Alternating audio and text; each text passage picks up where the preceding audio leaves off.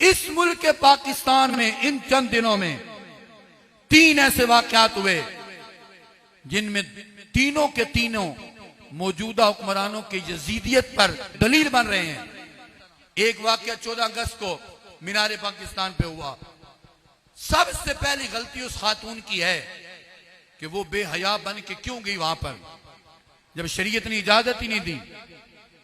और फिर मखलूत माहौल मर्दों का और उसके वहां पे इशारे किनाए करना, ये दूसरा जुर्म। इसके बाद जब उस पर जुल्म हुआ या जो उसके साथ हुआ, हम उसकी हिमायत नहीं करते, लेकिन ये तो देखो कोई भेड़ भेड़ियों के झुंड में चली जाए और ये भी कहे कि भेड़िए मुझे कुछ ना कहे, ये कैसे मुमकिन है।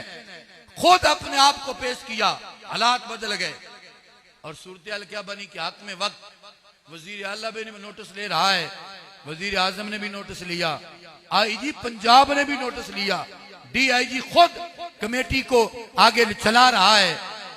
एक खातून जिसकी हैसियत इतनी भी नहीं कि सहाबा जिस घोड़े पे बैठ के जिहाद के लिए निकले, उनकी लीज से भी ये बदतर है।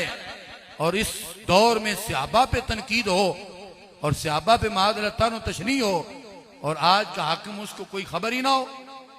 सक्कर में देखो, चंद रोज कबल हॉकी ग्राउंड की दीवार पे है तो फारूक आजम का नाम लिखकर कुछ काले काले बगैरतों ने आगे वो लफ्ज लिखे जो जुबान पे लाने के भी काबिल नहीं। और उधर सूरत हाल क्या है, ना किसी को नामजद किया गया और ना ही जो दफा बनती थी वो लगाई गई। जुर्म था 295C का और लगाई 298A है और किसी को नामजद भी नहीं किया गया।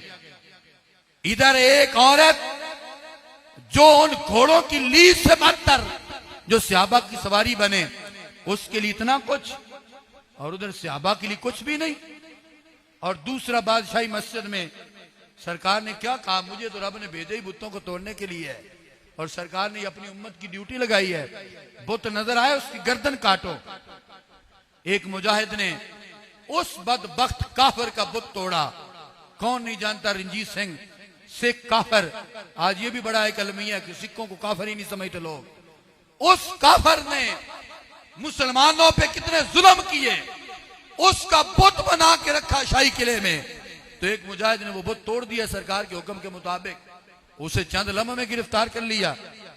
इधर इतनी तेजी और फुर्तियां और उधर फारूक आजम रजी अल्लाह ताला के बेदमों को मादला खुली छुट्टियां। ये यजीदियत नहीं तो और क्या है।